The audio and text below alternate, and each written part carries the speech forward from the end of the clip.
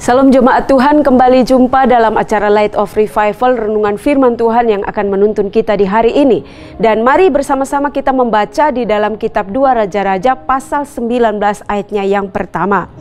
Segera sesudah Raja Hizkia mendengar itu, dikoyakkannyalah pakaiannya dan diselubunginyalah badannya dengan kain kabung, lalu masuklah ia ke rumah Tuhan.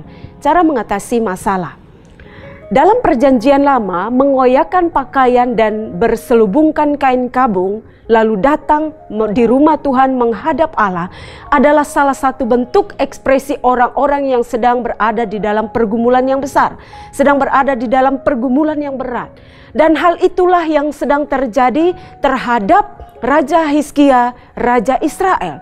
Dia sedang mengalami pergumulan dan masalah yang besar, yakni juru minum daripada Sanherib, Raja Israel, datang dan mengolok-olok Raja Hizkia dan bahkan mengolok-olok Allah yang diimani oleh Raja Hizkia yang sudah menuntun, menolong dan memberkati Raja Hizkia bersama dengan bangsa Israel. Dan ketika menerima penghinaan seperti itu, Raja Hizkia mengutus orang-orangnya kepada Nabi Yesaya supaya mereka berdoa meminta petunjuk apa yang harus dilakukan oleh Raja Hizkia terhadap juru minum Raja Sanherib ini. Dan Yesaya berpesan kepada Raja Hizkia supaya Raja Hizkia tidak boleh takut terhadap hinaan dan olok-olokan itu. Raja Hizkia tidak boleh takut terhadap masalah besar yang sedang dihadapinya. Karena semua olok-olokan, semua penghinaan yang dilakukan oleh juru minum itu didengar oleh Allah. Dan Allah sendirilah yang akan berurusan dengan juru minum Raja Sanherib, bahkan dengan Raja Sanherib sendiri. Dan di dalam ayatnya yang ke-37 dikatakan bahwa karena Allah terlibat di dalam masalah itu, Allah menghukum Raja Sanherib dengan cara anak-anaknya sendiri yang membunuh Raja Sanherib.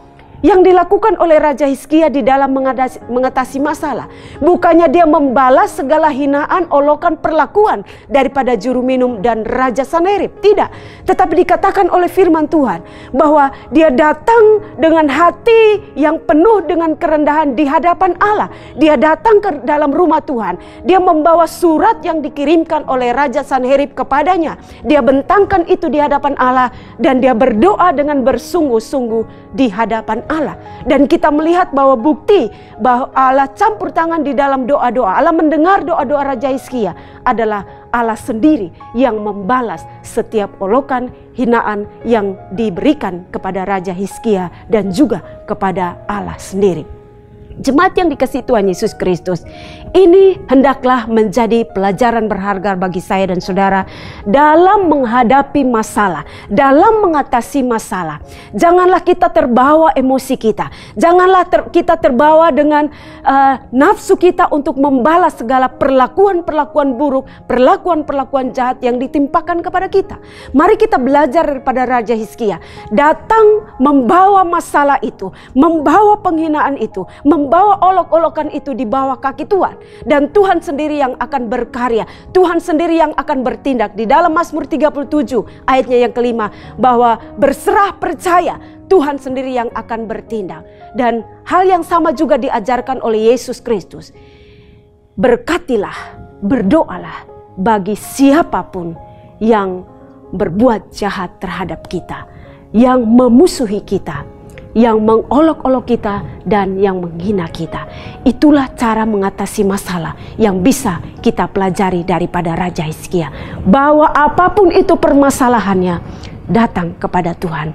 Percaya, yakin waktu Tuhan pasti yang terbaik untuk menolong kita terhadap masalah itu. Tuhan Yesus memberkati. Amin. Mari kita berdoa. Kami bersyukur, kami berterima kasih untuk kebenaran firman Tuhan yang datang menasihatkan dan mengingatkan kami pagi ini. Kami siap untuk melangkahkan kaki kami, melakukan segala tugas, kerja dan tanggung jawab kami. Dan kami yakin ada begitu banyak permasalahan yang akan kami hadapi. Namun kami bersyukur karena teladan daripada Raja Hizkia boleh disampaikan bagi kami pagi hari ini. Tolong kami, bantu kami ya Allah, agar biarlah apa yang dilakukan oleh Raja Hizkia itu jugalah yang dilakukan oleh kami ketika kami diperhadapkan dengan masalah. Berkaryalah firman-Mu dalam kehidupan kami. Amin. Jemaat Tuhan, teruslah jadikan firman Tuhan sebagai pelita dan terang bagi jalan hidup kita. Tuhan Yesus memberkati.